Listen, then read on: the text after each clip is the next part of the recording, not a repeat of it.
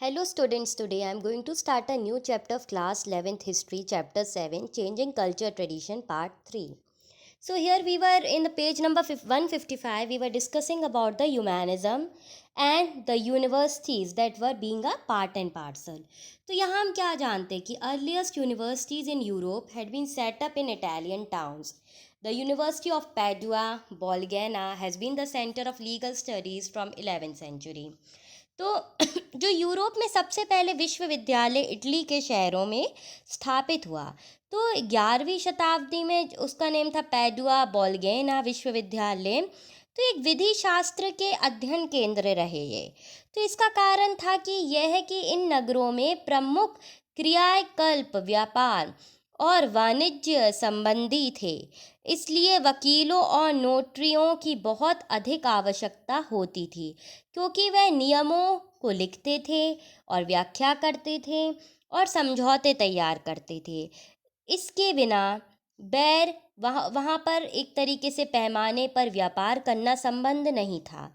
तो यदि यही कारण था कि कानून का अध्ययन एक प्रिय विषय बन गया।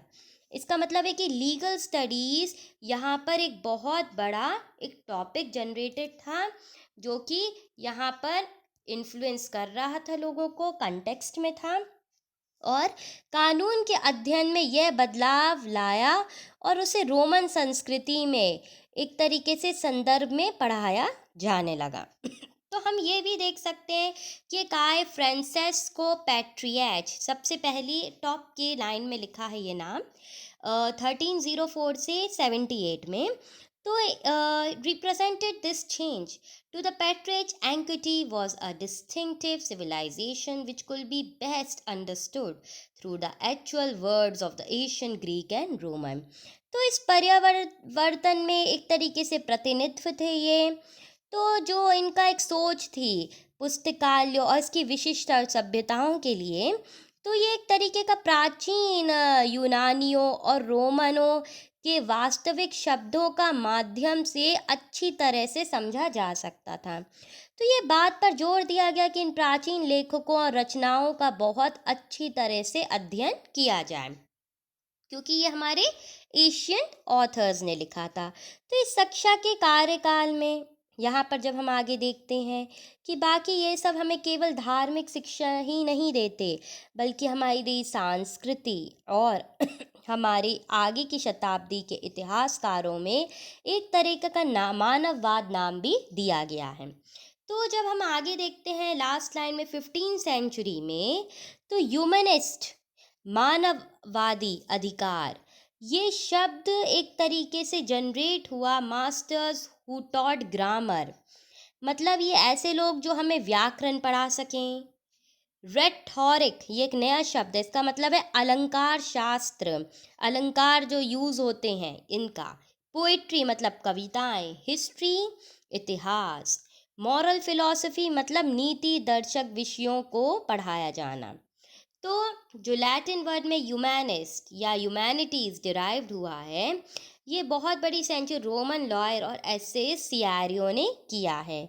तो ये भी एक तरीके का परिवर्तन था, एक तरीके की नई सोच थी, और एक तरीके से contemporary of the Julius Caesar to the mean culture. This subject was not drawn from connected with religion. Emphasized skills develop and individual discussion and debate. तो संस्कृति का अर्थ भी यहाँ से हमें मिला। यह विषय धार्मिक नहीं था, पर ये तरीके का एक बहुत बड़ा चर्चित वाद विवाद का विषय था। तो इन क्रांतिकारी विचारों में अनेक हम कह सकते विश्वविद्यालयों का ध्यान आकर्षित किया लॉ की तरफ, नई सभ्यता, लिटरेचर, पोएट्री और एक तरीके से अर्थशास्त्र।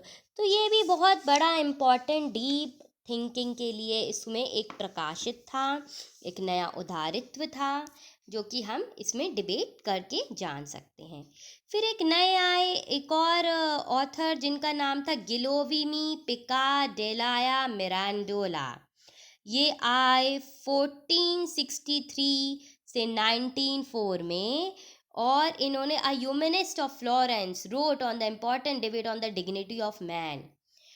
1486 में इन्होंने एक डिग्निटी ऑफ मैन पुस्तक साहित्य को लिखा। तो इनके अनुसार देखो, सत्य की खोज करने और इसे प्राप्त करने के लिए वे हमेशा जुटे रहते थे, और उनका कहना था कि जहाँ तक हो सके विचार श्रेष्ठों में जाना चाहिए और वाद विवाद करना चाहिए, मतलब चर्चा करनी चाहिए, लड़ना नहीं चाहिए इसमें। यह उसी तरीके का जैसे शरीर को मजबूत बनाने के लिए कसरत जरूरी है, दिमाग को ताकत को बढ़ाने के लिए शब्दों का दंगल में उतरना ज़रूरी है। तो जैसे बॉडी माइंड को चाहिए, वैसे ही रेसलिंग भी पार्ट होना चाहिए आपका, जहाँ पर दिमागी ताकत बढ़ने के साथ साथ आप और ज़्यादा एनर्जी फील कर सकते हो, विग्रस रह सकते हो। तो ये भी बहुत प्यारी लाइन है। तो इससे हम ये मान सकते हैं कि दीज रेवोल्यूशनरीज जितने भी थे कि there ideas attracted attention in many other universities.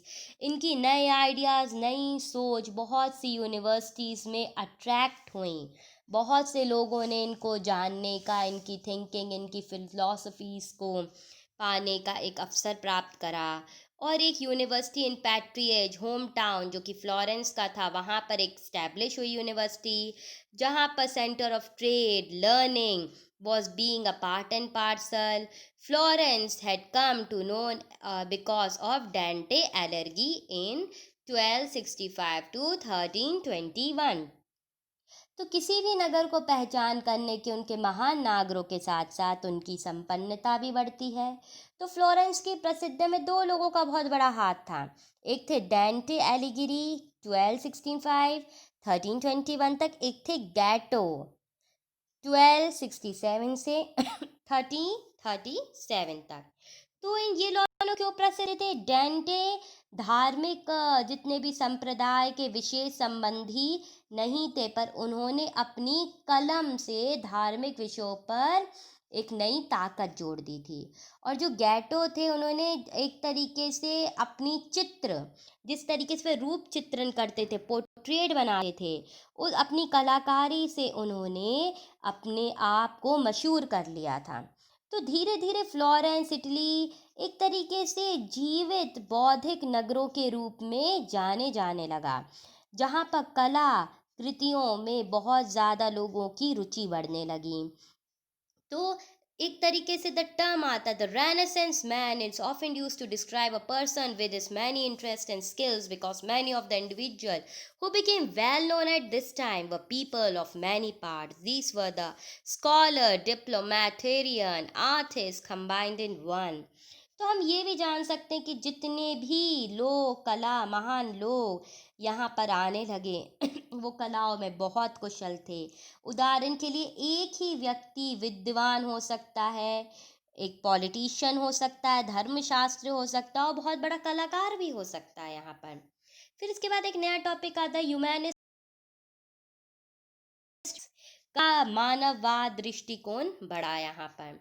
तो humanists thought that they were restoring true civilization after centuries of darkness, for they believed that a dark age had set in after the collapse of the Roman Empire. Following them, later scholars unquestioningly assumed that a new age has begun in Europe from 14th century, the Middle Age medieval period। तो मानव अधिकार समझने में यह भी एक अलंकार था, एक शब्दावली थी, और एक तरीके से स्थापित हुआ था। इसमें पीछे यह मान्यता थी कि रोमन साम्राज्य के टूटने के बाद अधिकार युक्त शुरू हो जाएगा। पर मानववाद की भांति विद्वानों ने बिना कोई प्रश्न उठाए ये मान लिया था कि यूरोप तो 14 शताब्दी के बाद नए युग में आ गया है, जिसको हम कहते हैं न्यू एज। तो अब यूरोप को आज़ाद होना चाहिए, अब किसी के अधीन पे काम नहीं करना चाहिए। तो ये एक बहुत प्यारी सी फोटो है फ्लोरेंस की 1470 में, कि कितना सुंदर यहाँ पर यूरोप का इसमें चित्रण दिया गया है। और ये है एक बहुत प्यारा गेटो पेंटिंग है जीजस की, ये इटली में पाई गई है। ये भी बहुत प्यारी है। जीजस यहाँ पर फ्यूरी के वहाँ पर पैर लगा के उनको एक तरीके से किस कर रहे हैं। तो were used for the millennium, 1,000 years after the fall of the European Middle Age, that argued the church has been such complete control over man's mind. Sermons have been blotted out. तो हम ये भी देख सकते हैं कि मध्यकाल में जैसे संज्ञाओं का प्रयोग रोम साम्राज्य के पतन के बाद आगे होने लगा, तो ये भी मान सकते हैं कि मध्यकाल के लोगों का ये सोचना था। और जहाँ यूनानी और रोम वासियों का समस्त ज्ञान था, दिमाग इनका जो दायित्व हो रहा था यहाँ पर नई सोच के साथ, तो ये मानव अधिकारों के लिए भी एक तरीके की modern thinking, middle age new thinking period start हुआ, जिसको हम कह सकते हैं पीरियोडाइजेशन। तो ये 5th से 14th सेंचुरी में ये टाइम हम कह सकते हैं मिडिल एज। 5th से 9th सेंचुरी को कह सकते हैं डार्क एज, और अर्ली मिडिल एज को कह सकते हैं 11 to 14th century. Late middle age हो सकती है 15th century onwards. So recently, historians have questioned this division, with more research being done and being found that the Europe in this period, scholars are increasingly reluctant to make sharp divisions between centuries in terms of being culturally vibrant or otherwise. They had been unfair to label such a period in the Dark Age. हालांकि इतिहासकारों ने इस कला विभाजन पे सवाल उठाया कि ये काल के यूरोप के बारे में जैसे तैसे खोज और शोध बढ़ने लगी, वैसे वैसे विद्वानों ने अपने तरीके से पाया कि सांस्कृतिक और कहीं कहीं असमृद्धि थी, पर उसके आधार पे मानकर उसको डार्क एज बोल देना ये भी, या अंधकार युग, ये भी उचित नहीं था उस समय। तो उन्होंने इसी बात पे सवाल हुआ कि डार्क एज क्यों, जबकि ये जगह फ्लोरिश हो रही थी। इसके आगे नया टॉपिक है science and philosophy, the Arab contribution. इसका मतलब है विज्ञान और दर्शन में अरबियों का योगदान। तो ये